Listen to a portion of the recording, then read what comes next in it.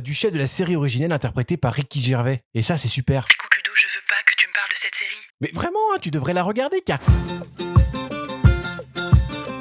Ma sitcom bien oubliée. On déterre les pilotes jamais diffusés, les séries annulées et les spin-offs de la honte.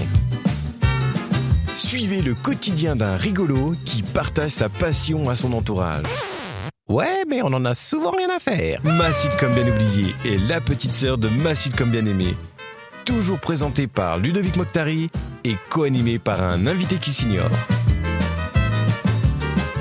Et aujourd'hui, c'est avec Aurore.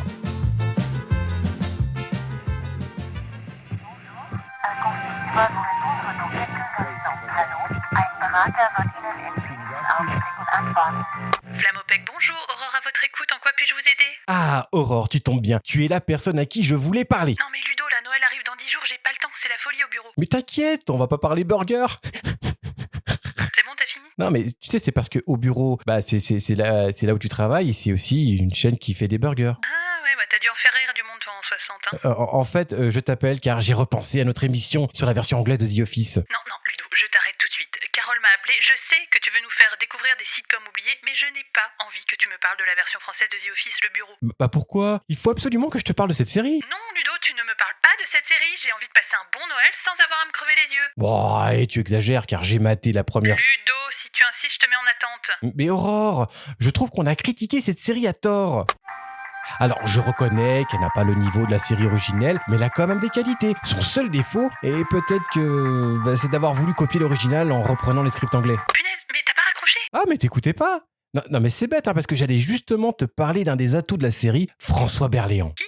François Berléand, c'est un super acteur français. Ah, tu peux l'avoir vu dans le rôle de l'inspecteur Tarconi dans la trilogie du Transporteur. Et dans le bureau, il est super dans ce rôle de chef nul, égocentrique et pathétique. Rien que son petit trait de barbe en dessous des lèvres montre à quel point il est ringard. Berléand propose un personnage complètement différent du chef de la série originelle interprété par Ricky Gervais. Et ça, c'est super. Écoute Ludo, je veux pas que tu me parles de cette série. Mais vraiment, hein, tu devrais la regarder car il y a quand même des gags sympas. Ils ont su en adapter certains à la française. Par exemple, tu te rappelles du gag de la graffeuse dans la gelée. Et là, dans la version française, ils ont mis du fromage dessus.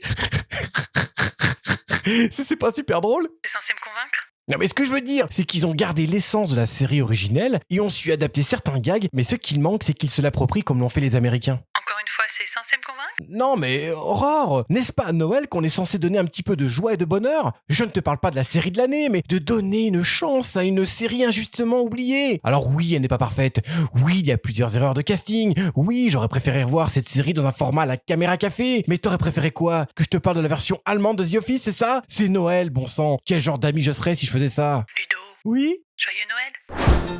Merci d'avoir écouté ce nouvel épisode de Ma sitcom bien oubliée. Si tu as passé un bon moment, n'hésite pas à liker, à partager et si tu es foufou, à commenter sur notre page Instagram Ma sitcom bien aimée.